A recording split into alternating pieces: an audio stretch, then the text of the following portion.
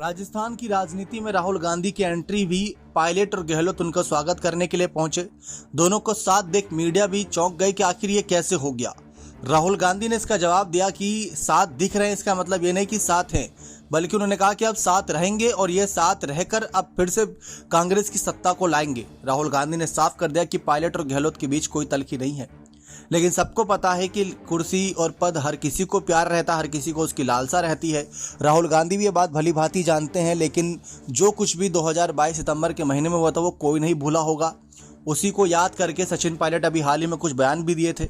सवाल यही है कि राहुल गांधी राजस्थान की राजनीति में आए हैं और ये वही राहुल गांधी हैं जिन्होंने हाल ही में बयान दिया था कि राजस्थान में कांग्रेस की सरकार बना पाना थोड़ा मुश्किल है। ये बयान को पकड़ लिया है विपक्षी पार्टियों ने कि उनका ही नेता, उनका सीनियर नेता अगर खुद कबूल कर रहा है कि मुश्किल है तो सचमुच मुश्किल है। इसलिए एक बारी को अशोक गहलोत भी नहीं चाहते थे कि राहुल गांधी राजस्थान की राजनीति में ज़्यादा सक्रिय हों, क्योंकि राहुल गांधी से बेबाकी से बयान दे रहे हैं, लेकिन ये बयान कहीं उन पर ना भारी पड़ जाए। तो राहुल गांधी ने पायलट और गहलोत का दोनों का हाथ एक साथ उठाया, मंच पर दोनों के हाथ को मिलाया, दिखाया कि दोनों साथ हैं। लेकिन क्या उनके साथ आने से कांग्रेस की सरकार बन जाएगी? साथ तो काफ़ी लंबे समय से थे, अलग तो कोई हुआ नहीं, क्योंकि बगावत होती तो सचिन पायलट वापस नहीं आते, या गहलोत नाराज होते तो सचिन पायलट के साथ काम करने से इनकार कर देते।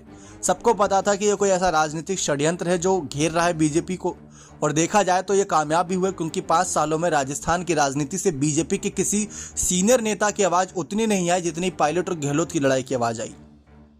सवाल एक बार फिर से वही आता है कि अगर राजस्थान में कल को कांग्रेस की सरकार बनती है तो मुख्यमंत्री कौन? पायलट और गहलोत दोनों का हाथ उठाया गया है, पायलट और गहलोत दोनों पर भरोसा दिखाया गया है, लेकिन जब बात मुख्यमंत्री पद की आती है तो खुद राहुल, सोनिया और प्रियंका गहलोत को पद सौंपते नजर आए, एक बार नहीं बल्कि 3 बार।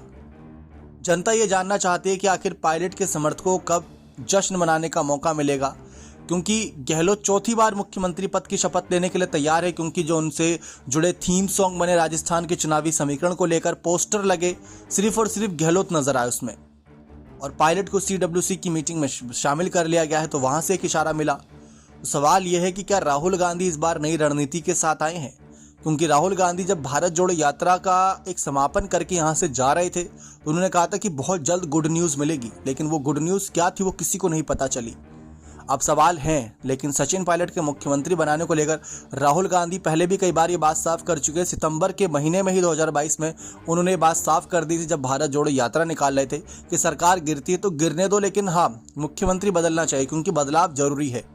और चन्नी को भी कौन लाया था पंजाब में, आप सब जानते हैं।